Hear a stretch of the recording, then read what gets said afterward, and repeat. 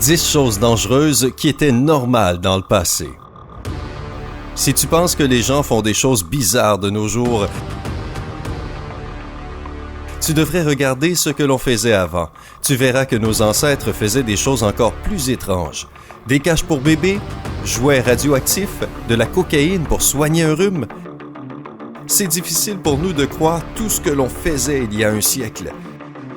Mais c'était légal. Regarde cette vidéo et essaie de ne pas tomber de ta chaise. Une compilation de choses effrayantes qui étaient possibles dans le passé t'attend. N'oublie pas d'aimer la vidéo. 10. Un traitement à la cocaïne. Oui, tu as bien entendu, la cocaïne comme médicament. Il y a 100 ans, les gens ne voyaient pas cette substance comme dangereuse et nocive. Au contraire, elle était disponible en pharmacie et facilement vendue sans prescription pour soigner la toux ou le mal de dents. Elle était aussi recommandée comme sédatif pour les enfants.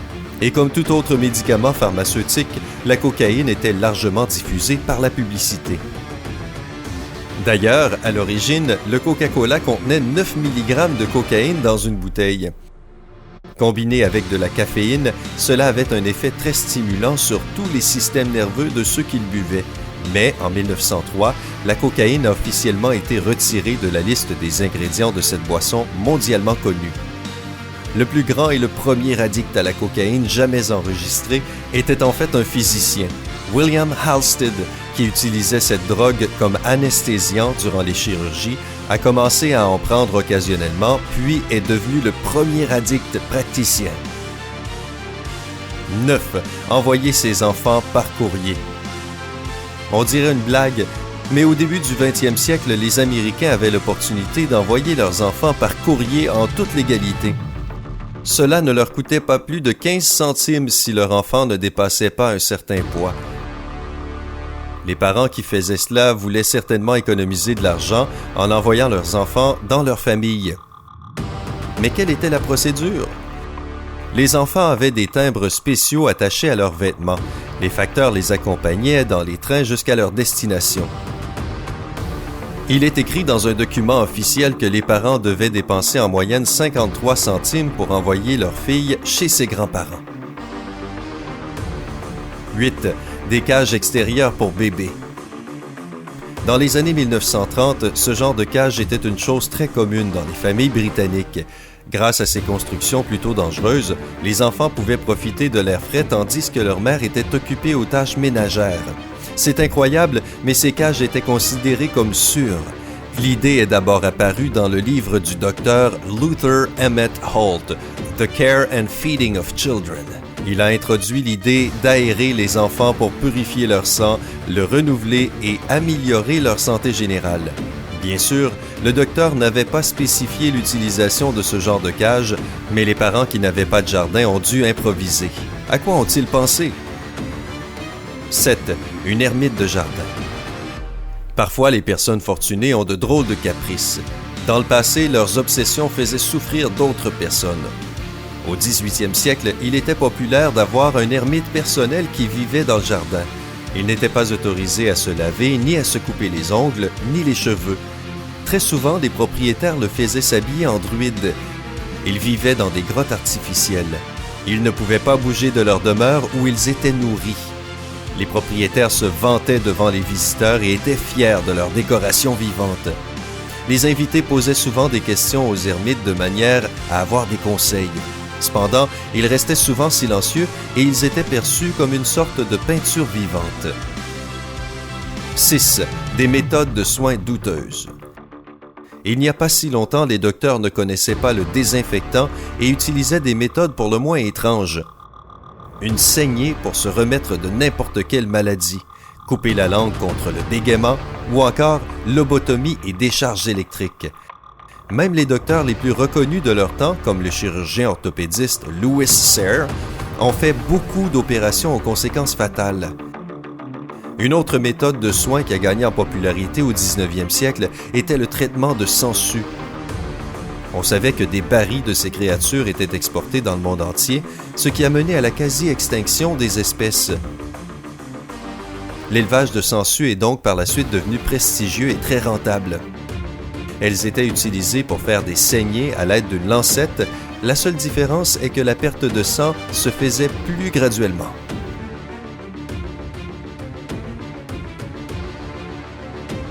« 5. Des jouets radioactifs.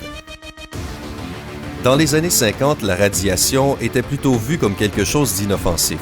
Les jouets atomiques, comme les mini-laboratoires, étaient très à la mode. L'ensemble d'expérimentations se faisait même avec du vrai polonium et de l'uranium en petite quantité. Ce n'est pas le seul domaine dans lequel la radiation était manipulée. Des jeunes filles peignaient les cadrans de montres qui réfléchissaient dans le noir, car la peinture contenait du radium dans différents États des États-Unis. Ces femmes aiguisaient parfois les poils de leurs pinceaux dans leur bouche. En un an, selon les statistiques, elles consommaient environ 300 grammes de peinture radioactive. Ce n'est pas étonnant que ces femmes soient mortes suite à des cancers et d'une maladie des os appelée Radium Jaw. Malgré cela, le radium est resté sur le marché comme un fortifiant naturel. La victime la plus célèbre de cette boisson est le champion de golf Evan Beyer, qui a consommé ce fortifiant qui était en fait de l'eau avec du radium dissous selon la prescription de son docteur. Après en avoir bu 1400 bouteilles, sa joue est tombée et plusieurs trous dans son crâne sont apparus. 5 ans après avoir commencé ce traitement, il est décédé. Il est enterré dans un cercueil recouvert de plomb pour protéger les visiteurs de l'exposition à la radiation. Si tout cela ne t'a pas laissé bouche bée, que dirais-tu d'un dentifrice radioactif? Ce produit a été vendu comme blanchisseur de dents et comme destructeur des bactéries buccales. Et qu'en est-il d'une ligne de cosmétiques appelée Thoradia? Elle comprenait des crèmes faciales, de la poudre, du savon, tout cela généreusement mélangé à du radium et à du thorium. Ces produits étaient extrêmement chers, mais ils ont quand même été en top des ventes à Paris puis dans le reste du monde. Tu n'as pas assez d'eau radioactive? Fais-en toi-même. Achète un émanateur de radium. C'est peut-être à cela que ressemblait la publicité pour ce produit en 1930. Son cœur contenait de l'uranium dans une base de ciment et il devait se fondre dans l'eau dans la nuit. L'ignorance humaine peut être mortellement dangereuse, n'est-ce pas? Si tu es d'accord, clique sur le bouton « J'aime ». 4. Des os humains.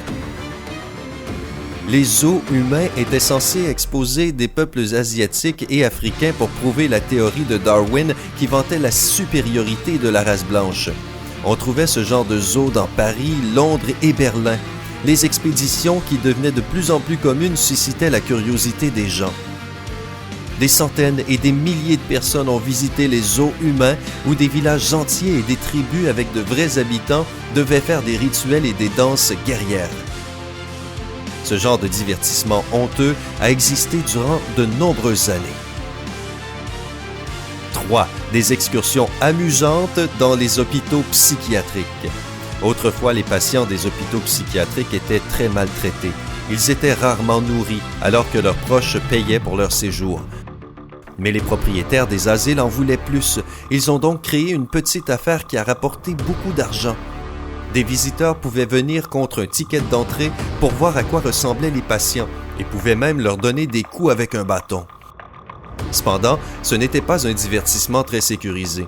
Alors que la plupart des patients étaient plutôt inoffensifs, il y avait tout de même des psychopathes dans les hôpitaux et il y avait le risque qu'un patient vide son pot de chambre sur la tête des visiteurs ou pire encore.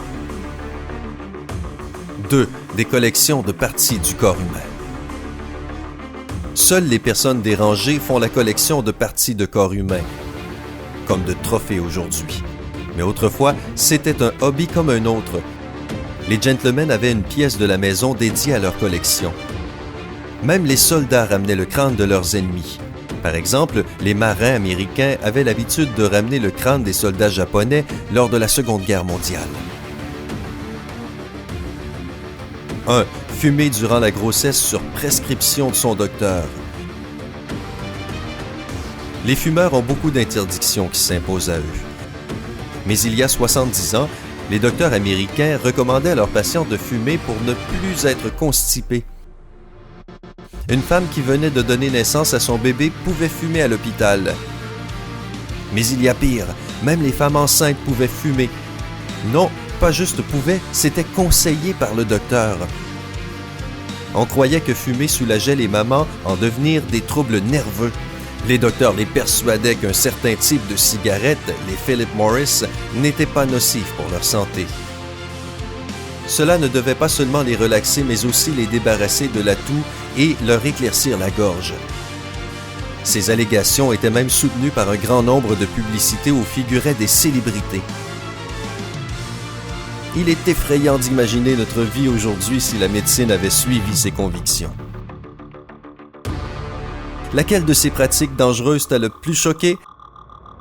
Partage ton opinion dans les commentaires, envoie cette vidéo à tes amis et n'oublie pas de lui donner un j'aime. Si elle atteint les 50 000 j'aime, nous te parlerons de méthodes d'éducation d'autrefois peu communes.